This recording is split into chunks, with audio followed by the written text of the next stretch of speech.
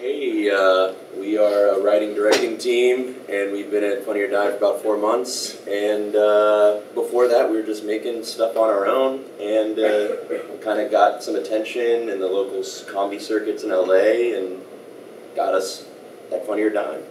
Yeah, hey, I'm Charles, and we kind of were part of a group called Channel 101. I don't know if has anybody heard of Channel 101? Yes. It's a really cool thing. Yeah, if you're out here and you want to make, if you're making like shorts, it doesn't necessarily have to be comedy, but that's kind of the vibe of it.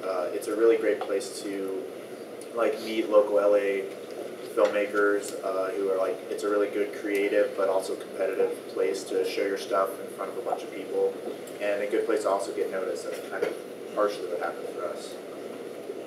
So, I mean, we just kept making stuff without any incentive at all until it paid off. So I guess that's like our kind of our thing. So yeah, I mean, that's another important lesson too, that it didn't really matter if we were not getting views. It was just, let's keep making stuff, let's keep practicing, and eventually, hopefully it'll go somewhere. So it's important to just stay creative. Celebrities, probably 2/3 to 3/4 of them have some celebrity component. That's what we're kind of known for.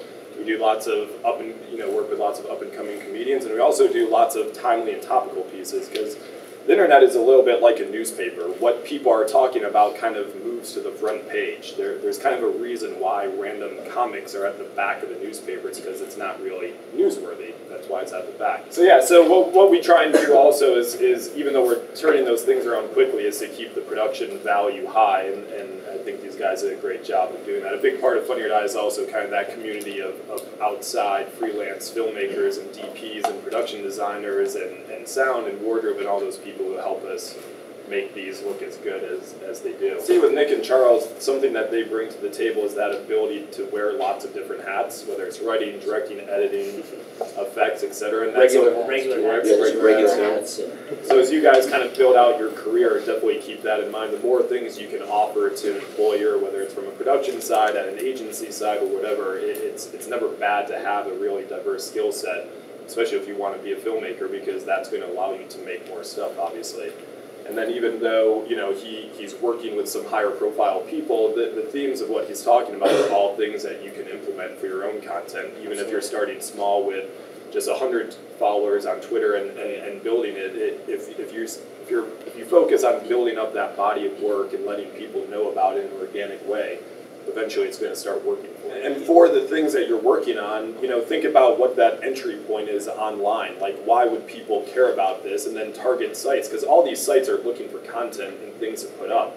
So if you have that great whatever video about jazz or something, reach out to those sites that focus on that, and all of them have just generic contact emails that you can reach out to, because you never know who's going to respond to that, and you get a few of those niche sites responding to it, and that's what helps you go a little bit wider. If it's the right content and idea, I think we are looking at things to kind of do things a little bit longer. It wouldn't be an every week sort of situation, but I'd love to have a Funny or Die short film, 4 to 6 times a year that's, 5 to 10 minutes long. We've actually, in addition to the 9 Webbies that we won last week, which was the most, we've actually won the Best Short Film Award at Sundance the last 2 years. So I'd love to figure that out.